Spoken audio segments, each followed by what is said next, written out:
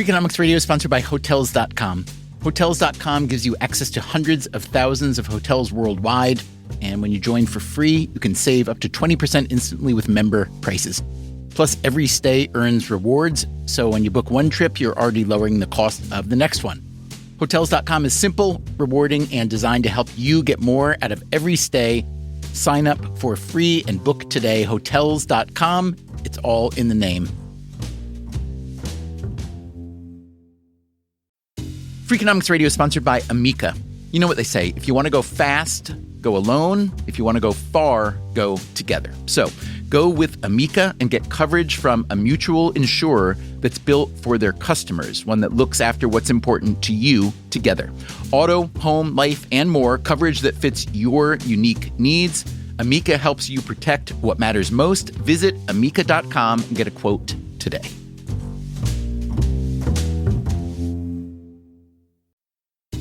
Freakonomics Radio is sponsored by Mint Mobile. Ditch overpriced wireless with Mint Mobile. Cut your wireless bill to $15 a month at mintmobile.com/freak. Upfront payment of $45 for 3 months, $90 for 6 months, or $180 for 12 months. Plan required, $15 per month equivalent. Taxes and fees extra, initial plan term only. Greater than 50 gigabytes may slow when network is busy, includes up to 20 gigabytes hotspot. Capable device required. Availability, speed, and coverage varies. See mintmobile.com.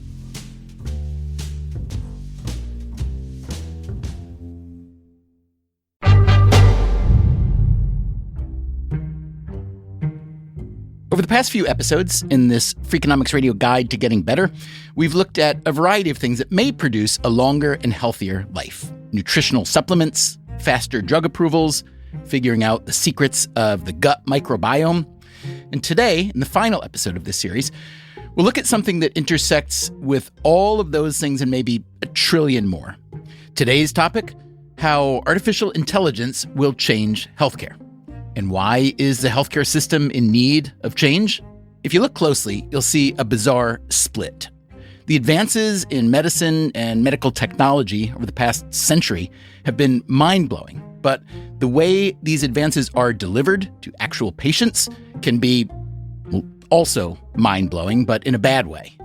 I have the ability to put a patient on heart-lung bypass where their organs are literally failing and we're able to keep them alive. It's truly some of the most ambitious technology humanity has ever created. And yet, the way that I find out that someone had a heart attack is still through a pager, and then I have to go and say, hey, who here is having the heart attack? The healthcare system has so much technology slop that it can be hard to see just how good the actual medical technology is. But that may be about to end. If you think about it, this is the biggest experiment in the history of medicine. And the experiment is already underway. The moments where I feel like I'm really doing science is when I genuinely do not know the answer to the question, but I know it's important to answer. Today on Freakonomics Radio, AI and a giant leap into the future of healthcare.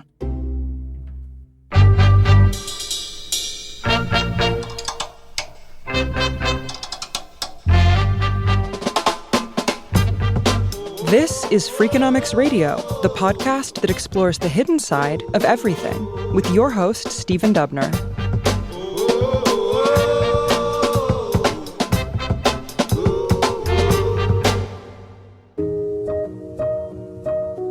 We could probably make 10 episodes looking at AI in healthcare, but if we want to do it in a single episode, which we do, it's helpful to speak to someone who is able to frame the biggest questions well, someone like this. I'm Dr. Robert Wachter. Although he says we should call him Bob. And I'm professor and chair of the Department of Medicine at the University of California, San Francisco. And what does that job entail?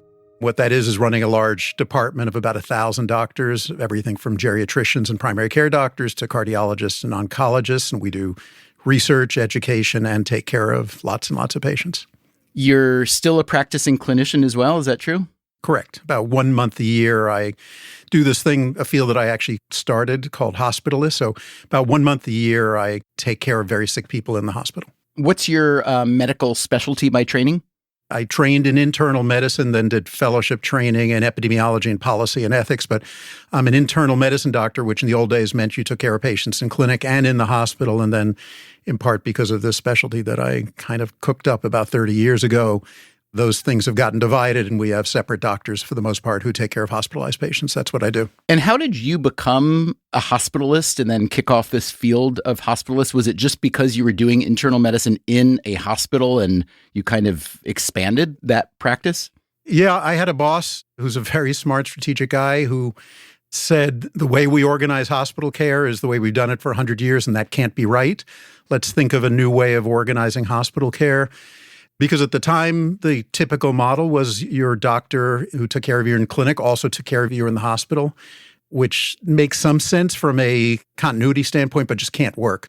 It's got a physics problem. You can't be in two places at the same time. And if you think about it, the fields of emergency medicine and critical care medicine didn't exist 50 years ago. Then people decided there needed to be a separate specialty, with a specialist being a generalist who's a specialist in this place. So we developed this idea of a separate doctor to be the hospital doctor, and lo and behold, it became fastest growing specialty in history. Within a few minutes of speaking with Wachter, you get a sense of how his brain works. He is drawn to categorical sorting and operational competence, all of which has been particularly useful in his latest extracurricular endeavor. It's a book, his sixth, called A Giant Leap: How AI is Transforming Healthcare and What That Means for Our Future. When you look at healthcare, people sometimes say to me, why are you people such Luddites? Are you kidding me? Come to a modern hospital. We have technology everywhere. Go to the radiology department, cardiology, surgery. But we have not used general purpose technologies to transform the way we do our work. We use it to transform the way we do a procedure or the way we treat a disease. And thank goodness for that, because we're much better at that than we used to be. So why is healthcare delivery still so sloppy? There are a lot of reasons that we are pretty static. The fixed costs are very high to get into the business. It's almost impossible for a startup to build and launch a new hospital. The incumbents are quite powerful, although you could argue that's true for a lot of other industries, but doctors, nurses, et cetera, are powerful. The economics are really funky. If Amazon or Netflix or you name your favorite disruptor comes up with a better mousetrap, the relationship is largely between a customer and the vendor, and the customer says, this is better or cheaper or whatever, I'm going to buy it.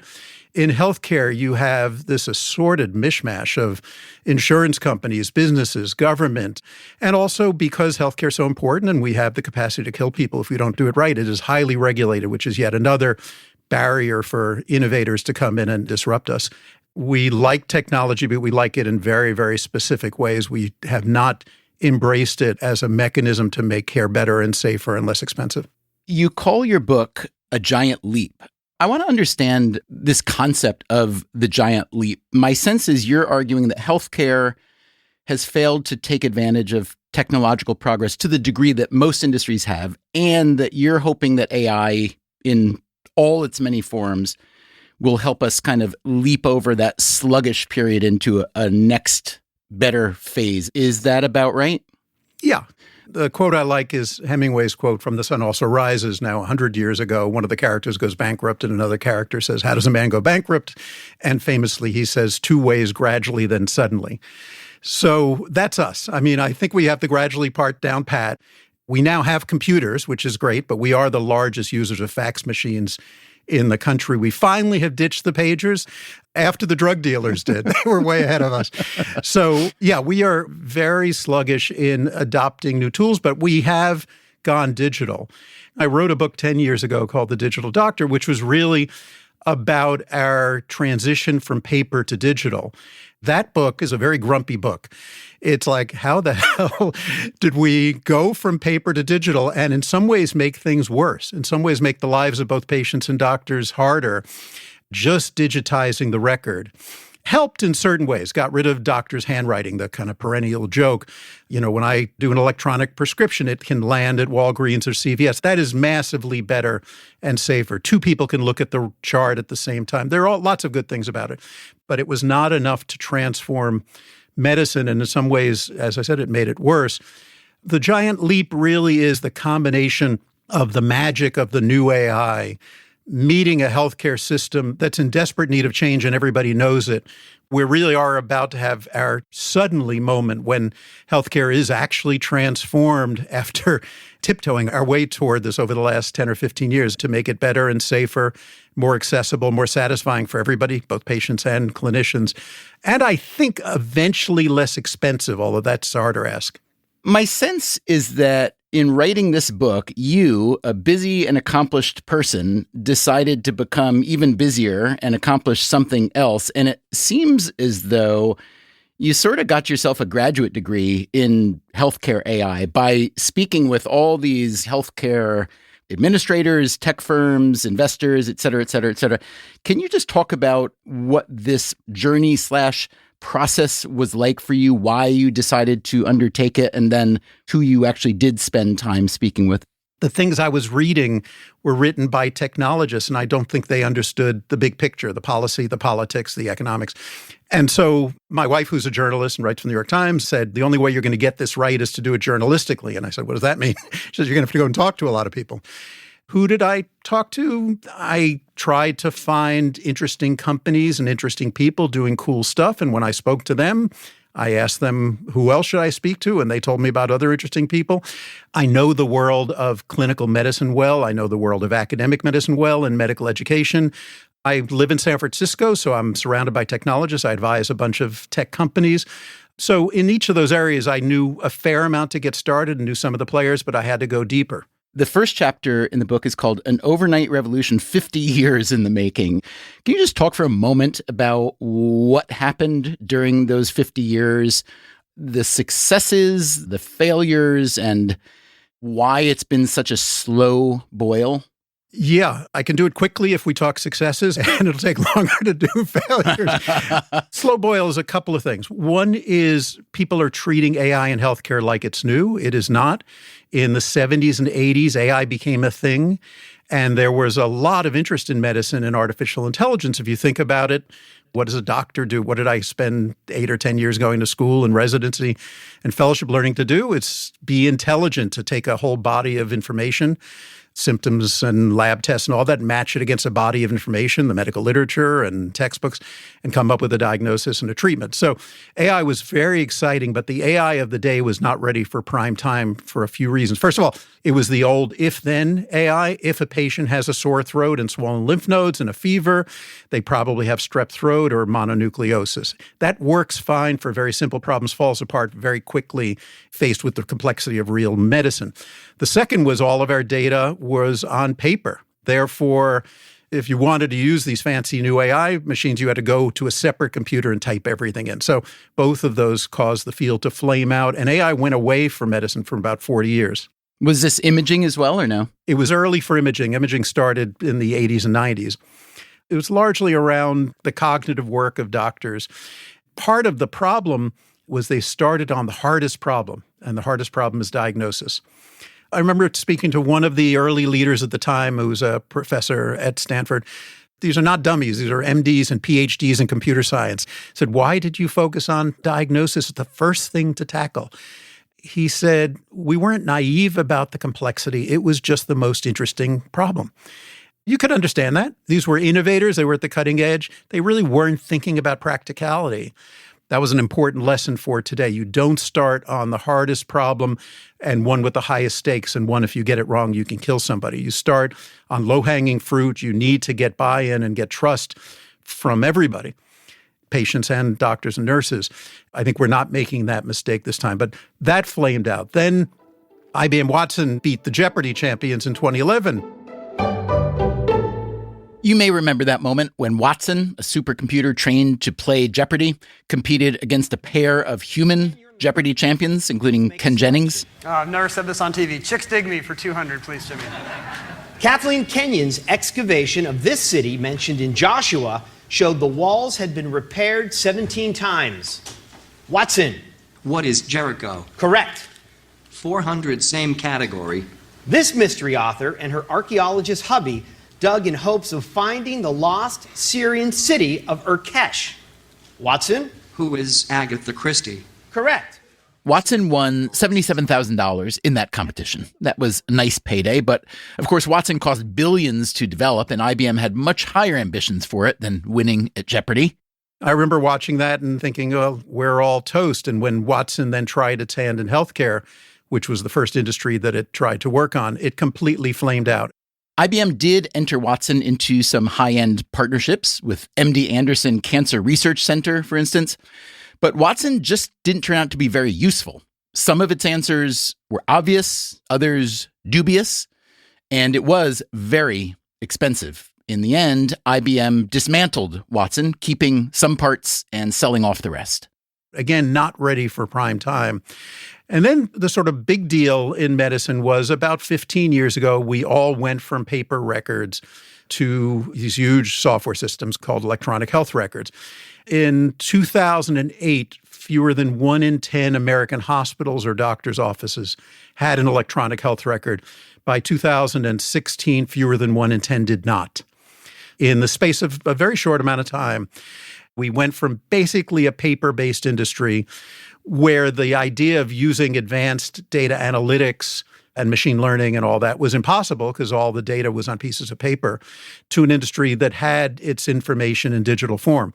What was disappointing about that was many of us, including me, naively thought that's the ballgame. If we get our data in digital form, we'll be ready to innovate and do all this stuff like Amazon and Netflix and Apple, and medicine will be better and safer and cheaper. It didn't work. The lesson that I took from that era was a term coined by Eric Brynjolfsson at Stanford called the productivity paradox of IT. The idea that you take some fancy new information technology, you bring it into an industry and snap your fingers, and you will quickly transform the industry to make it better and more productive. But that almost never happens. Never happens, does not work. And the paradox is it looks so good on the PowerPoint slides, the ads that were used to sell it to us. It doesn't work, and it doesn't work partly because the technology needs to get better and all the iterative versions 12.7 need to happen. But much more importantly, the industry needs to transform the way it thinks about its work, organizes itself, the culture, the governance, and we didn't do that. In 2012, JAMA, the Journal of the American Medical Association, published a crayon drawing, probably the first time it ever did that, from a 7-year-old girl who went in to see her pediatrician. What it shows is the girl sitting on the exam table, mom's next to her, sister's in the corner, and in the other corner of the room is the doctor with his back to the patient, typing away. It's a beautiful drawing. There's one thing the girl got wrong, which is she portrayed the doctor as having a smile on his face. I can tell you that no doctor was happy about being transformed into a data entry clerk. And patients noticed it. They went to see their doctors, and their doctor had the head down, typing away. And why did that happen? Because the computer became this enabler of all of these outside entities who used to have no ability to influence what the doctor did because I was scribbling on a piece of paper, now had a way of making me check 12 boxes about, did I examine 9 body parts, and did I ask you if you wear seatbelts? Do you exercise, and all that? All noble questions, but now there was a forcing function that you could make the doctor record all this stuff. And so people did. And importantly, when we send a bill off to the insurance company, the amount of money we get paid is partly related to the nuances of how I record the note. Which creates some perverse incentives right there. Totally ridiculous incentives to say the right words in order to get the best bill. And then a few years after that, federal legislation mandated that patients could not only see their basic information and maybe their medications, but actually could read my note and see their x-ray results and see their lab results. There was absolutely no information to help the patient figure out what any of that meant or even to make an appointment. Other than to maybe forward the results back to the doctor and say, I'd like an explanation, please, which just sludges up your inbox even more. The companies did what seemed logical. They put a little button at the bottom of the screen that said, send a message to your doctor. Lo and behold, patients, being normal human beings, click that button all the time. Electronic health records have led to a huge increase in what is called pajama time for physicians. We talked about that in an episode called The Doctor Won't See You Now, number 650. The American Medical Association, in a recent survey, found that roughly 20% of physicians spend 8 or more hours a week outside the office wrestling with electronic health records. But it seems that a new day may finally be dawning. The first really widespread use of AI in healthcare now, and really the one that took over very quickly in a year or two, is what's called an AI scribe or ambient intelligence. Every doctor at UCSF now has access to a tool where if you're coming in to see me, I put my phone down on the desk, say, is it okay if I use this to create my note, press a little button, and it records our conversation. At the end of a conversation, I press a button, and there is your note. And this is not just a transcript. This is an assimilated transcript, you might say, huh?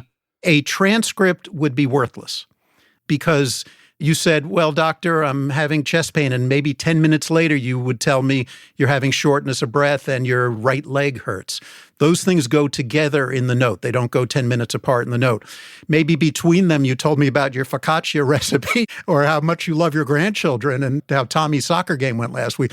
That generally does not go in the note. So the note has to weave all of that together into a template that we are comfortable with.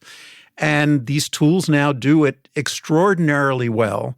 It saves me maybe a minute of time, not that much, but more importantly, I'm no longer that doctor looking down at my keyboard during our time together. I'm looking at you and really engaged in the conversation.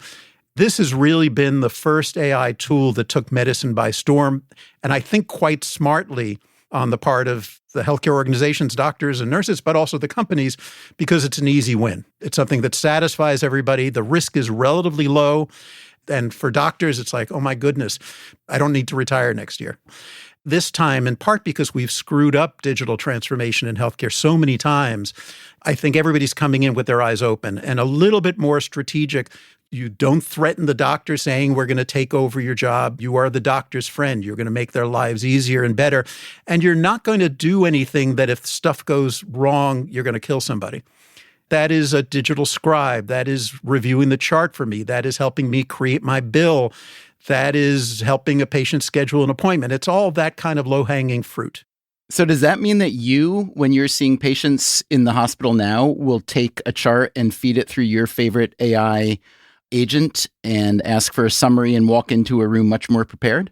Yes, but not my favorite AI agent, because one thing we can't do and shouldn't do is take your medical record and stick it into a public version of ChatGPT. Fair enough. So what version do you use? We're now about to, at UCSF, we have a partnership with ChatGPT. So we have a version that's inside our firewall.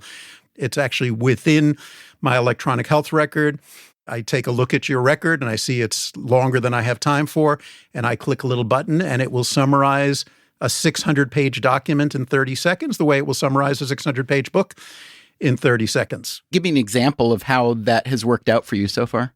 It just makes my life easier. And if I'm seeing you and you have a past history of having had a blood clot 20 years ago, and that's on page 397 of your 600-page record, and I miss that, I may not make the right decision about whether you need a medicine to try to prevent a blood clot if you're going to be in the hospital. One of the points I make over and over in the book, I use Biden's old line, don't compare me to the almighty, compare me to the alternative.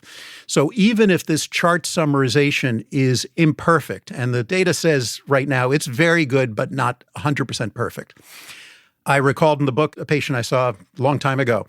The patient had a history of a pulmonary embolism, a blood clot to the lung, which is really a bad thing to have had and probably means you're going to be on a blood thinner, which can be dangerous for the rest of your life. I happen to have a few minutes before I saw the patient. I'm doing a little head scratching like, oh, that's funny. The patient had a history of a pulmonary embolism. The patient had no risk factors, no family history. That's kind of unusual.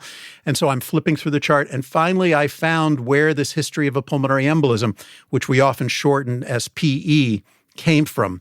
The other thing we shorten as PE sometimes is physical exam. Okay. And the patient 20 years ago had a physical exam, which the doctor labeled as PE and wrote the patient's physical exam under that. The next doctor, probably in a rush, looked, saw the initials PE, and on the patient's problem list, now the patient had a pulmonary embolism. And that stuck to the patient like gum on a shoe for the rest of their life if I hadn't caught it. So for all our concern about hallucinating or bullshitting by AI, human intelligence is quite fallible, we should say. Intelligence and time. This was not a matter of someone being not intelligent. It's just there's no way to get the work done that needs to be done. Is it cutting down on pajama time? Absolutely. Absolutely. And in a way that is very meaningful for physicians to the point that it has led them to be open to, okay, that was great. What's the next thing? Okay, so what is the next thing for AI in healthcare? We were just told in medical school we can't detect these forms of cardiovascular disease using this test. But we asked ourselves, could AI do exactly that? That's coming up after the break. I'm Stephen Dubner. This is the Freakonomics Radio Guide to Getting Better. If you haven't heard the earlier episodes in our series, they are sitting right behind this one in your podcast queue, and we will be right back.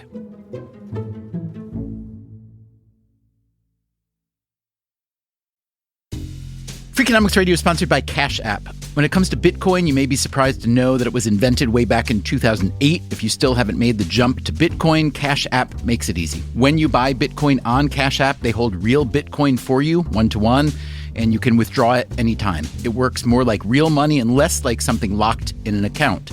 No extra steps, no restrictions, just access and control when you need it. For a limited time, new customers can get $10 added to their balance. Just use code BITCOIN10 when you sign up. And don't forget this part, send at least $5 to a friend in the first 2 weeks. Terms apply. Cash App is a financial services platform, not a bank. Banking services provided by Cash App's bank partners. Bitcoin services provided by Block Incorporated brand. For additional information, see the Bitcoin disclosures at cash.app/legal/podcast. Freakonomics Radio is sponsored by LinkedIn Ads. Ever invested in something that didn't live up to the hype? Marketers know that feeling. They optimize for the numbers that look great, like impressions, but then they don't see revenue. LinkedIn has a word for that: bull spend. Instead, you can get the highest ROAS of major ad networks with LinkedIn. Cut the bull spend, advertise on LinkedIn. Spend $250 and get a $250 credit. Go to linkedin.com/Freakonomics. Terms apply.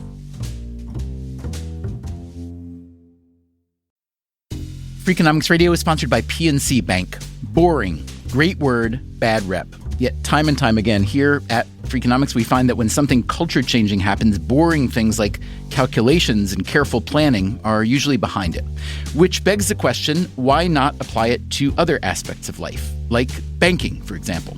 Well, PNC Bank did since its inception, proving time and again that the best banking strategy isn't the exciting type, but the steady, reliable, definitely not YOLO type. PNC Bank, brilliantly boring since 1865. Brilliantly boring since 1865 is a registered mark of the PNC Financial Services Group, Inc. PNC Bank, National Association, member FDIC.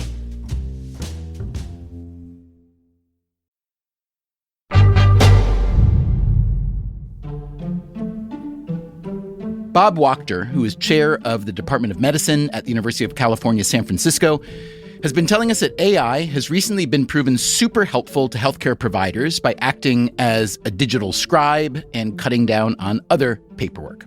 So that's great. But how about some more ambitious uses of AI in healthcare? For that, we will go to Pierre Elias. He did research with Wachter at UCSF, took a leave from medical school to work for an AI healthcare startup, then went back and got his medical degree in 2016. And what is Elias up to now? I'm a cardiologist at Columbia University. I'm an assistant professor in biomedical informatics, and I'm also the medical director for artificial intelligence for New York Presbyterian Hospital. Okay, that's the part I want to hear more about. What does that mean exactly to be medical director for artificial intelligence at a big urban hospital chain like that? So my center develops, validates, and deploys AI technologies to help us find patients with diseases so that we can take better care of them. We run the largest cardiovascular AI screening program in the country. How big is it? And is it just your organization and all its branches, or does it go beyond your organization? The majority of our work happens within our organization. This is 8 hospital centers, 180 clinics in the greater New York area.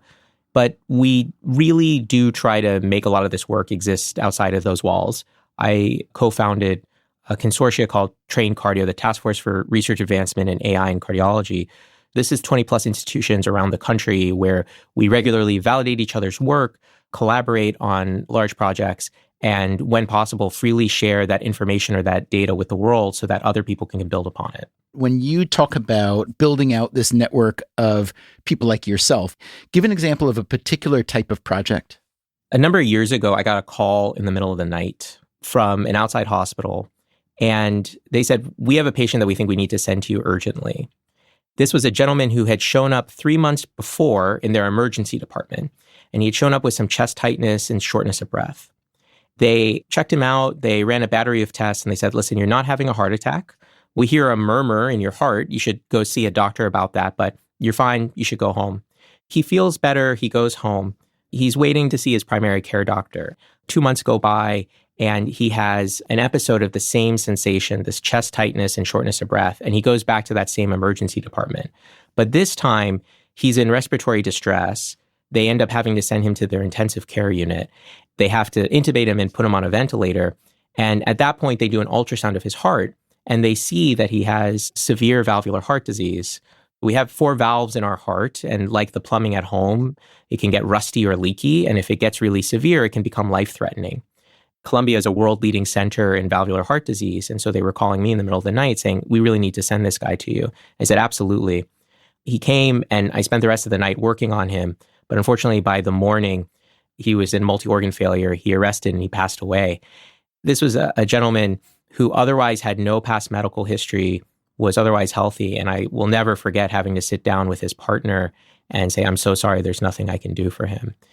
The thing I became convinced of was if we had just known about this disease, we would have been able to do something about it. He could have gotten a same-day outpatient procedure, and I think he'd be alive today. And it's hard to imagine that you couldn't have known about the disease when he had been A, in an emergency department at a different hospital, and then B, sent to you. So how rare or difficult to detect is this disease? This is the fundamental challenge in all of medicine, is you can't treat the patient you don't know about. Oftentimes we're waiting until patients develop symptoms, but for many diseases, symptoms are a late presenting case. I became obsessed with this question, which is we don't have a screening test for the most common cause of death in the world, which is most forms of cardiovascular disease. And the reason for that's relatively straightforward. The way that we diagnose most forms of cardiovascular disease today is either too invasive or too expensive to do at a population level. Too invasive would be what? Cardiac catheterization, where we poke you in your arm or your groin and then we shoot some dye into the vessels of the heart to take a look at them. How often is that performed on a healthy patient? Never. You would never do a cardiac catheterization on a healthy patient. Patients would be presenting with symptoms like chest pain or inability to exercise before you would consider doing a cardiac catheterization. Okay. And the too expensive option then would be what? It would be an echocardiogram, which is an ultrasound of the heart. An echocardiogram costs a few $1,000s. It's an hour-long procedure where they look at the heart in a bunch of different angles. And so we end up in a situation where the way we diagnose cardiovascular disease is either too expensive or too invasive to do at a population level. So we wait until patients oftentimes present with symptoms, which is late in their disease course, and patients have worse outcomes because of that. Okay, so all you need to do is what then? All you need to do is magically find a way to create a cheap, ubiquitous test that can screen for the most common cause of death in the world. And I became obsessed with this. I asked myself, well, is there anything that we're doing today that could fill that role? And what I came up with was the humble electrocardiogram. So if you've watched any medical drama and you see the squiggly lines in the background that go beep, beep, beep, that's an electrocardiogram where we measure the surface electrical activity of the heart. If you have an Apple Watch, you can do a 1-lead electrocardiogram right now. We are taught from medical school onwards that you cannot diagnose those diseases with an electrocardiogram. It's simply taught as not possible. But we asked ourselves, could AI do exactly that? We built one of our first AI models, and we were shocked to find that it worked really well. We tested it on nearly 20,000 patients in a retrospective data set, and we found this AI model could outpredict me in trying to find valvular heart disease from the electrocardiogram. And then we asked ourselves, well, could we find all forms of structural heart disease from an electrocardiogram? And that set us off on this journey of the last 5 years, where we built this technology called EchoNext, which looks at an electrocardiogram and tells us, does this patient have structural heart disease or not? Did you identify that relationship, or is it just that the machine learning helped you find the cases in which one was related to the other? I didn't. Only AI did. And for a long time, we thought one of the holy grails would be, hey, the AI would see something, it would tell us what it saw, we could teach it back to doctors, and then they would go and see that. But it doesn't work that way. Modern AI techniques still don't do a very good job of explaining what is it that the AI sees. And the AI does not think the way a doctor does. A doctor has a very specific way of interpreting this sort of medical data. And we've shown in a series of studies and experiments, the AI doesn't care about that. The AI is not thinking the way we think. It's doing its own thing, and we can't fully explain what it's doing. But what we do know is it can see things that we can't, and it can accurately predict patients who have structural heart disease much better than I can. We took 13 cardiologists from around the country, and we had them look at 3,000 electrocardiograms. And then we asked AI, for these electrocardiograms, does the patient have structural heart disease or not? So we asked a yes-no question. Random chance would be 50%. The cardiologists were at 64%. Oh boy, that's not very good. It's not very good. But, the cardiologists weren't surprised. We didn't think that the cardiologists would do very good. They didn't think they would do very good. Then we asked AI, and it was 78%. The cardiologists were as far away from random chance as they were from the AI model in being able to predict which patients had structural heart disease or not from their electrocardiogram. Did you then use the two in tandem, the AI and the humans? We did. And the cardiologists got a little better, but they weren't as good as AI alone. The cardiologists with AI were 68%. What's funny is myself and my co-creator, Tim Poderuca, we did the survey as well, but we recused ourselves from the results. And we were no better than the other cardiologists, even though we built the model. Wow. The really shocking finding, though, was half of the patients that the AI model thought were high risk for undiagnosed structural heart disease don't go on to get an echocardiogram in the next year. So what that told us is there was smoking gun evidence that there was a lot of people out there with undiagnosed structural heart disease. And this is like clinically significant disease. This is the sort of stuff where if I told any doctor, I believe that a patient had heart failure or severe valvular heart disease, we would all agree that we need to clinically act upon this now. And that led to us running something called Cactus. This is the largest cardiovascular AI screening trial in the country. It's happening in 8 emergency departments in the greater New York area. Any patient who shows up in any one of these emergency departments, if they get an electrocardiogram, they're automatically being screened by the AI model for undiagnosed structural heart disease. One of the most striking was a young man who had been exposed to smoke during the LA fires and then had recently moved to New York.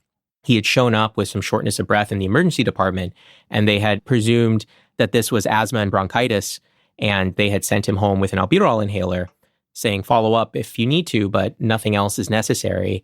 It turns out that EchoNext told us this patient was very high risk for undiagnosed structural heart disease, such a high risk that we actually got the procedure done urgently. He had severe heart failure, and he was ultimately found to have a rare genetic mutation that put him at a 1 in 4 chance of dying before it would have been diagnosed.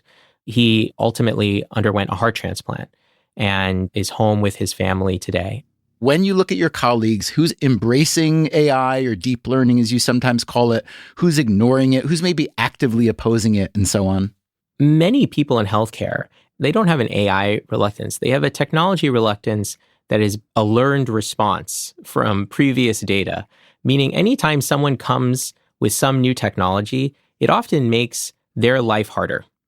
This new technology is supposed to help us optimize billing, but requires you to spend less time directly taking care of the patient. This is why I think it's really important for healthcare practitioners to be part of the process of creating this technology. Do you feel like you're sort of at the front edge of a movement? 1,000%. No one was talking about this, 7 or 8 years ago when I started doing it. It's been 10 years of people saying, no, that's not possible, slamming the door on your face, and very much having to take a step out on the bridge while you're building it. The moments where I feel like I'm really doing science is when I genuinely do not know the answer to the question, but I know it's important to answer. And if it works, it would be fundamentally groundbreaking to the way we think about practicing medicine. Coming up after the break, as any new technology spreads, there are the inevitable winners and losers. The tech companies are playing this as we have no interest in replacing the doctor. We really want to be a co-pilot. We want to be your wingman. But they obviously do want to replace the doctor. I'm Stephen Dubner. This is the Freakonomics Radio Guide to Getting Better. We will be right back.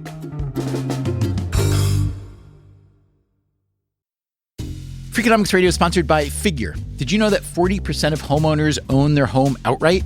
If that's you, don't let your equity sit idle. Tap it with a home equity line of credit. Figure, the #1 non-bank HELOC lender in the U.S., helps tap equity you've built in your home so you can do things like tackle a renovation or pay down debt.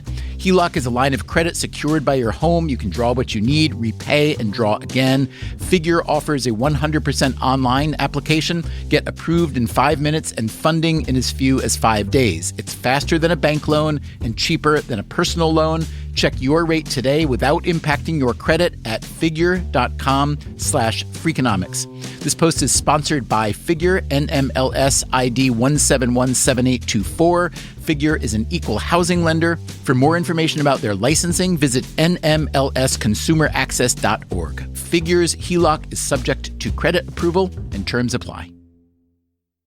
Freakonomics Radio is sponsored by Advantech. No one likes a creaky floor, and builders know that the subfloor sets the tone, which is why Advantech subflooring is engineered for strength, stiffness, and moisture resistance.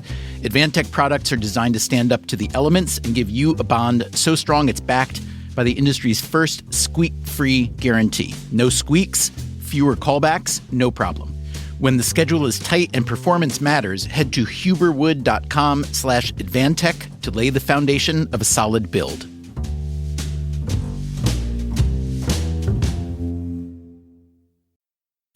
Freakonomics Radio is sponsored by Dell Technologies. When you're at work, you never know when you'll be interrupted. But with the Dell Pro powered by Intel Core Ultra with vPro, no matter what distracts you, your laptop won't. It's battery optimized for the way you work with built-in intelligence that quiets distractions when you need to focus. Your laptop will help keep you locked in even when it's bring your dog to work day.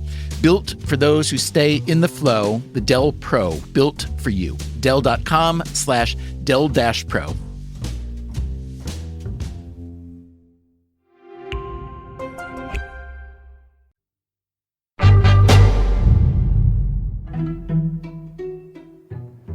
Many companies are investing many billions of dollars to build out new AI infrastructure in healthcare for all sorts of applications: clinical treatment and risk prediction, drug discovery, revenue and staffing operations, on and on. There's also one massive incumbent to consider, the electronic health record company Epic, which claims to maintain at least one record for 325 million people. Here again is Bob Wachter, chair of the Department of Medicine at UCSF and the author of A Giant Leap: How AI is Transforming Healthcare and What That Means for Our Future. Epic won this market. This was a little tiny company started by Judy Faulkner in the basement of an apartment off the University of Wisconsin. She became the most successful female entrepreneur probably in American history. It's a really remarkable story. I think they won because they were the best. The best was partly integration. Judy's theory of the case was we're not going to bolt on 37 different tools by a bunch of different companies. We're going to own the entire thing, and that is going to allow us to provide an integrated solution. And medicine is so complex and there's so many moving parts that if you don't have an integrated solution, the thing's not going to work very well. I do wonder how much of this kind of sclerotic nature of the electronic health record market and the attendant difficulty in using those data to move forward, as people have been trying to do in the past but not succeeding very much, how much of that is due to the fact that Epic already has a lot of success by playing the status quo and that they don't have much incentive maybe to innovate or to let others play with their data in a productive way? I think all of that is true, and generally monopolies are bad. I think it's going to become more true in the coming years because of AI than it has been true over the last 10 years. I don't think Epic is the main part of the problem up until now. And the reason I distinguish the past and now is once AI became a thing, so much of our data is in the form of narratives in a medical record, which until generative AI, was really unstructured data that was not useful. You could analyze your hemoglobin and your creatinine and an EKG finding, but not my note, which might be a page long of narrative, and try to sick the old kind of AI on this is a 62-year-old man with a history of congestive heart failure who comes in with shortness of breath and chest pain. Impossible. The AI couldn't deal with that.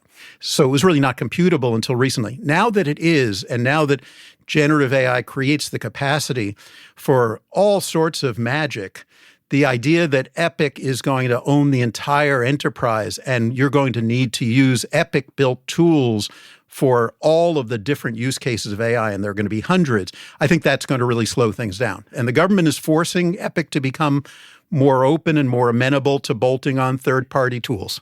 So who do you think will ultimately win the AI healthcare platform wars? Do you think it'll be the big incumbents like Google and Microsoft? Do you think it'll be the well-funded AI startups? Will it maybe be someone or something else? I was on Google's healthcare advisory board when Eric Schmidt came in and said, this is one of the biggest things that people search on. We're going to figure this out. And they started building a version of their own electronic health record. About a year and a half later, Eric came in and disbanded us. He said, this is too hard for us. And I said, wow, it's too hard for Google? That must be pretty hard. Google, Amazon, Apple, NVIDIA, Facebook, Microsoft all have designs on healthcare. They know how important it is. They know how big an industry it is. They all seem to screw it up time after time. It's not that they don't have enough smart people or enough resources. It is that so much of healthcare is local baseball. How payment works, how doctors think, how things are organized. They're just so far away from the day-to-day workflow. The real winner here probably is Epic, meaning that this advantage of incumbency, of having all the data in it already. And so far, they are building AI tools for basically everything. They're probably not as good as a tool built by a third-party company that's focusing on this one use case. But the advantage of having an integrated tool and building tools that are good enough, and if I'm a hospital, I'm trying to decide, do I wait for Epic's tool? All I have to do is turn a switch and it's on, and I'm sure Epic's going to be in business in 5 years. Or do I buy a tool from this really cool new startup down south of Market in San Francisco, but I'm not sure they're going to be in business? A healthcare organization like mine, their default setting is to buy it from Epic rather than to buy it from the third party. I assume that everyone in the world has tried or is trying to buy Epic? Everyone in the world has tried to buy Epic, and the answer from Judy Faulkner, who's now 82, is that it is not for sale. She does not accept any investment. Is there a next generation of Faulkner leadership? It's probably an internal person because the culture of the company is pretty insular. But they seem like they want to remain private for the foreseeable future. Not just seem in her will, it says that it must remain private. It goes to a consortium of current employees and her family and cannot be sold. And how do you feel about that? Judy had a partner in the early days, and the argument they had was over this. He said, we need to accept VC funding. We're not going to grow fast enough. And she argued that we need to own the entire process here if we're going to create this integrated system where all the pieces fit together. And he interviewed a couple of years ago. He said, obviously, she was right and I was wrong. They have been a massively successful company, and the product they produce is quite good. We use it, and I'm reasonably satisfied with it. I think over time, there's no way that a single company can produce the best AI tools for use cases that span the range from an AI scribe to an AI diagnostic support system to an AI tool that deals with the insurance company to an AI tool that facilitates clinical research. There's just no way that one company sitting on farmland 10 miles from Madison can possibly do that. Their ambition is to do that. I think the world is a better place if this is more open to third-party innovators bolting in, and that's going to require more federal push to do that because that is not in the company's DNA. So what do you see as the proper role of government in regulating AI in healthcare generally? Well, I think that's one. One is to create a level playing field and to be sure that innovators have a fair chance to succeed in an environment where there is a tendency toward monopoly, in part because of this idea that one company owns all your data. The issue of regulating AI tools, I have a chapter on it, and I came up with the very unsatisfying answer of this is really hard. And our existing structures, meaning the FDA or the Joint Commission, which currently accredits American hospitals, are not fit for purpose for this tool. The FDA can regulate a new radiology tool because they've regulated devices forever. They've regulated pacemakers and defibrillators, and they've regulated drugs. They can regulate a tool that gives a static answer, the same answer 3 years from now that it gives today, and whose implementation, the way we put it in at UCSF versus the way it's put in a rural hospital 100 miles from here, probably isn't going to change all that much about the way atorvastatin works on your blood pressure or a CT scan reader works in giving you an accurate reading. But most of AI is not like that. Most of AI can shapeshift tomorrow compared to what it did today. Most of what it's doing is giving answers or insights based on the literature. How is that different than regulating a textbook or a medical journal? So I don't think we have even begun to think about what the regulatory infrastructure looks like to get this right. I think the Trump administration is going too far in an anti-regulatory way, but I do think the risk of over-regulating this in the short term is higher than the risk of under-regulating it. There are sufficient guardrails in the healthcare system, maybe with the exception of direct-to-consumer use of these tools. But in terms of my institution, a place like UCSF, is a $15 billion business that has a terrific reputation. It's surrounded by a whole lot of malpractice attorneys. We're going to be really careful about bringing an AI into our system until we're pretty darn sure that it's going to work and be effective and not hurt anybody. There are a lot of existing guardrails, along with just professional conservatism, that I think if you try to have government regulate every single decision support tool, it's impossible. There's no way they can keep up with the speed of innovation here. So I think we've got a lot of work to do to figure out the regulatory environment. But in the short term, I think a relatively light regulatory touch is the right way to go. So that's what Bob Wachter has been thinking about, how to lay out a plan for a full-on merger between AI and healthcare. And let's say that merger happens. What should we expect? What are some of the most wonderful benefits to us, the users of the healthcare system? I went back to Pierre Elias to ask about that. I see the ability for every patient to receive exceptional quality of care, and in a cost-effective and affordable way, we make sure that the right steps are being taken for each patient so that they're being effectively triaged, being screened for diseases the way they need to. And wherever there is uncertainty about what should happen next, we actually are able to quantify what that degree of uncertainty is and help patients navigate through that care journey without second guessing what is actually going on. How do you see the role of the physician changing? And I would assume this means that medical education should be changing quite a bit too, yes? I think the role of the physician continues to be that of the person on the journey with you. I think about all of the scariest and most important things I've done in my life, and I think about the people who were there to guide me through it. Those people leave indelible marks on you and help guide you through this challenging process. It may not be that mechanically they're having to do all of the work. It may be that the important thing is helping you reflect on what this journey means, helping find the places where there are lingering questions and uncertainty, and helping prepare you for what the next steps are going to be. I practice cardiology in a different way than I was trained to, because I believe we have to think about the way we practice medicine in new and novel ways, and AI is going to allow us to do that. I think for now, it would be a mistake to take too much of clinical reasoning and the facts of medicine off the plates of trainees. That's Bob Wachter again. Because I think you could easily enter a death spiral where the AI is better than the doctor because the doctors are getting worse. You're talking about de-skilling now, yes? I'm talking about de-skilling. Is the de-skilling argument, which is that, if physicians continue to rely on technologies like AI, they will lose the ability or the skill to actually do what they used to do. Is that an argument being made by the physician incumbency to scare off AI?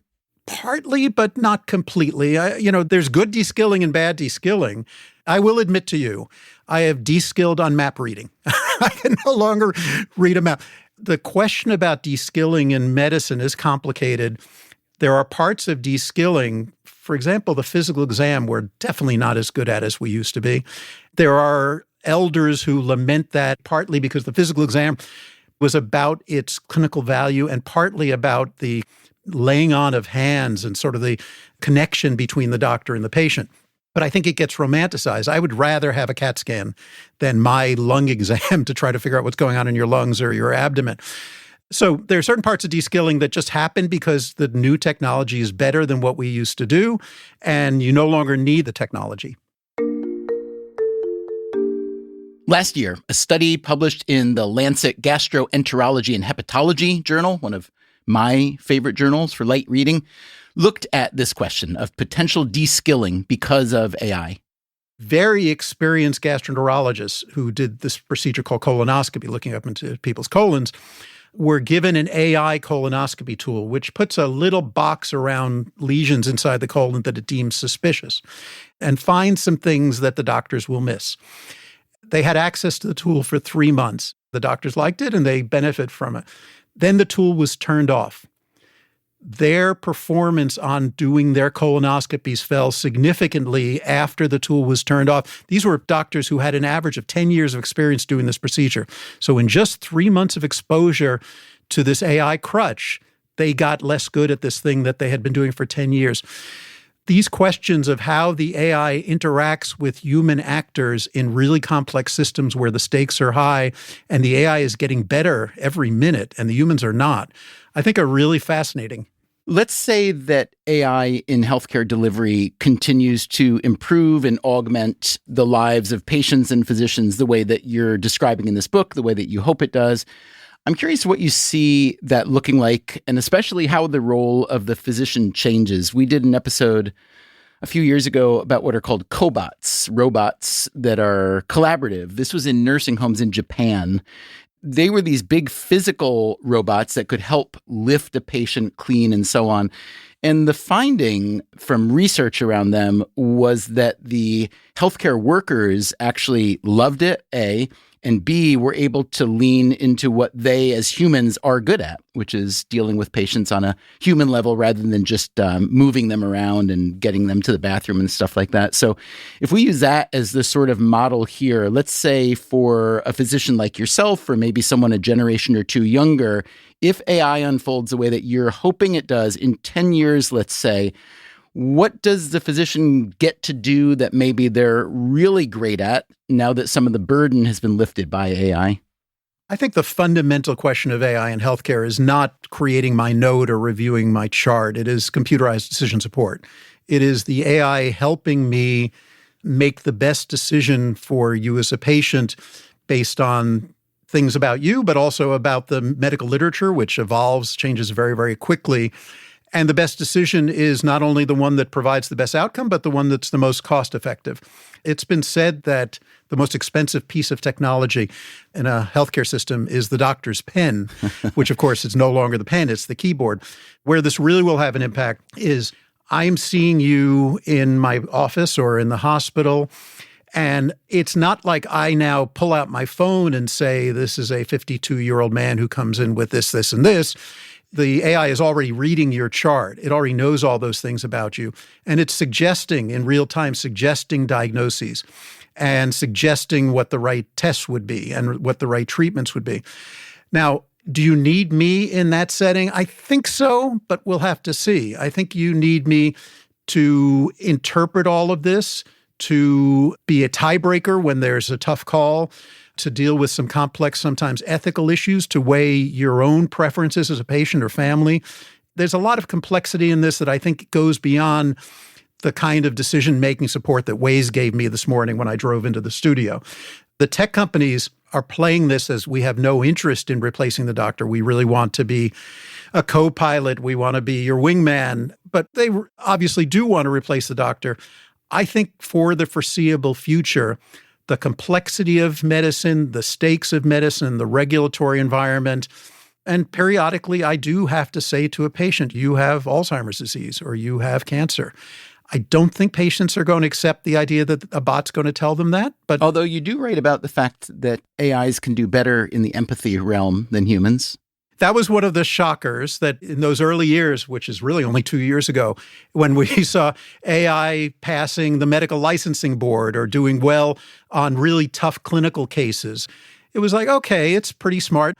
And then studies began to come out saying if you did a blinded trial of a patient actor being given answers either by doctors or by AI, they often preferred the answers from AI, and the AI appeared to be more empathic. Of course, the AI has no empathy, but it can fake it really, really well. Some of my doctor friends have been telling me that their patients will come to them having used chat or some other AI bot to go through some scenarios or symptoms or whatever, and the docs seem generally pretty happy about it. And this is, to me, in stark contrast to a trend from 10 or 20 years ago where direct advertisement began on television for pharmaceuticals, where patients would come and say, okay, I just heard about this thing. I just need you to sign me up and give it to me. And they feel now, at least this is for my friends, that the AIs are becoming a pretty decent research tool for the patient to then bring to them, the expert. I'm curious if you're seeing that, how you feel about that trend generally. Seeing a ton of it. I mean, they were doing a version of this with Google, but these tools are better. And so the answers they're getting are better. I think it's net positive.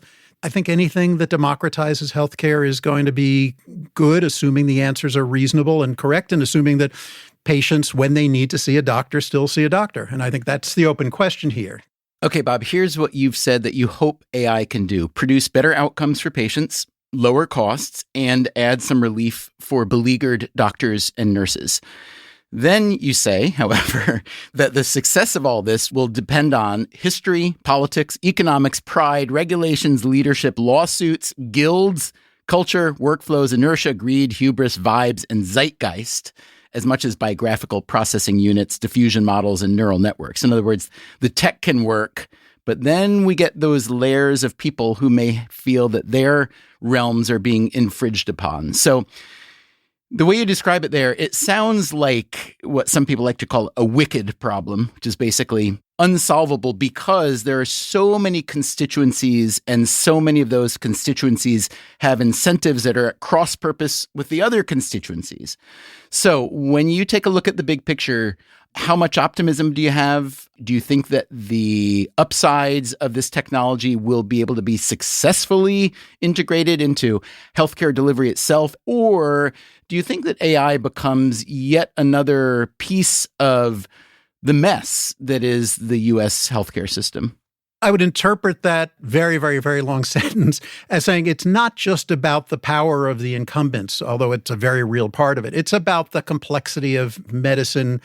It's about the regulatory environment, which for important reasons says there are certain things that we're going to restrict people's ability to do or require that a human does it rather than a bot. It just says that this technology can be really, really spiffy and still not deliver because so much of it depends on humans and their systems and their governance and their culture and their own self-interest. I hearken back to the old Yogi Berra-ism. In theory, there's no difference between theory and practice. In practice, there is. I think that's what we're going to see. In practice, that's where the rubber is going to hit the road here. I think it's going to be net very positive. Patients think that too. There was a Gallup survey last year. When people were asked their attitudes about AI, they were really negative about its impact on jobs, on the political system, and I sort of feel the same way.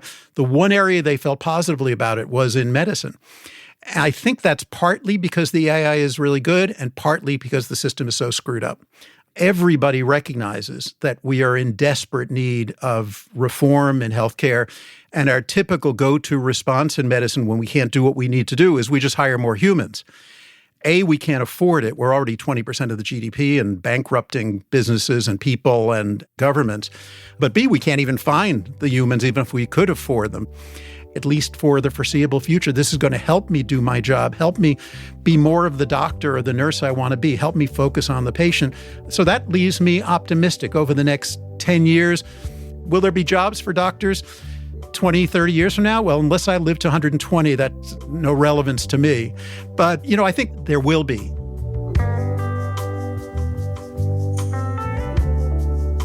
That, again, was Robert Wachter, whose new book is called A Giant Leap. We also heard from Wachter's one-time mentee, Pierre Elias at Columbia University.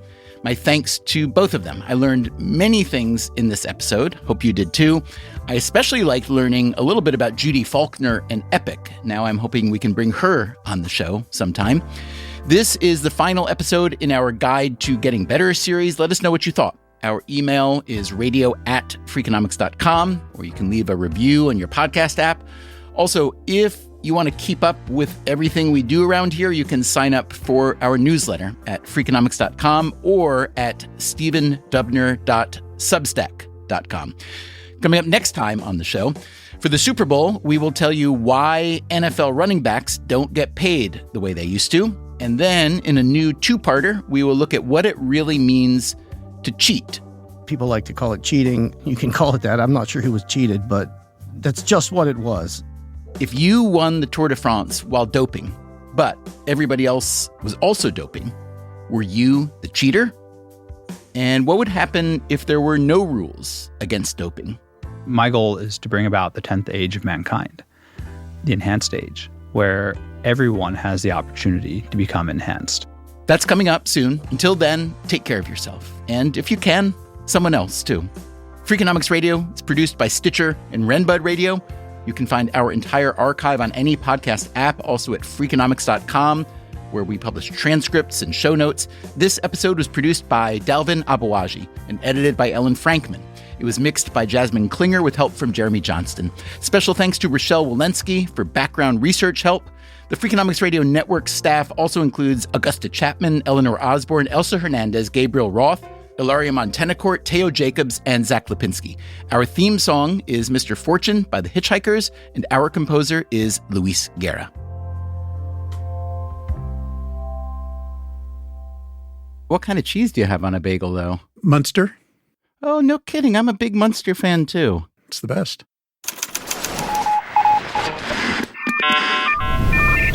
The Freakonomics Radio Network, the hidden side of everything. Stitcher.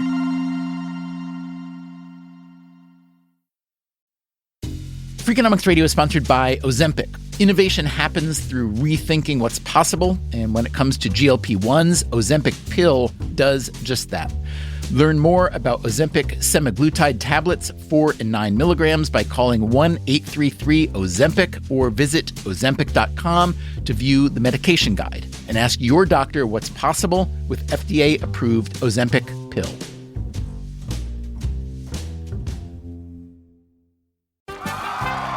Welcome back to Should I See a Doctor? Contestant, you're camping when a rash appears on your leg. Do you A, ignore it, B, frantically search the internet, or C, use telehealth through Walmart? Telehealth through Walmart? Who knew? Oh, I'm going to say C, Walmart. Correct. Walmart can connect you with 24/7 virtual medical care. You genius, you. Well, I can fold a fitted sheet. Walmart. Who knew? Telehealth services offered by third-party providers. Restrictions and fees may apply. Hey there, I'm Steven Dubner, host of Freakonomics Radio. If you love the podcasts in the Freakonomics Radio Network, I want to tell you about a way you can get even more from us. To hear our shows without ads and get exclusive access to Freakonomics Radio bonus episodes, please subscribe to SiriusXM Podcasts Plus on Apple Podcasts or sign up at SiriusXM.com/podcasts plus. Start a free trial today.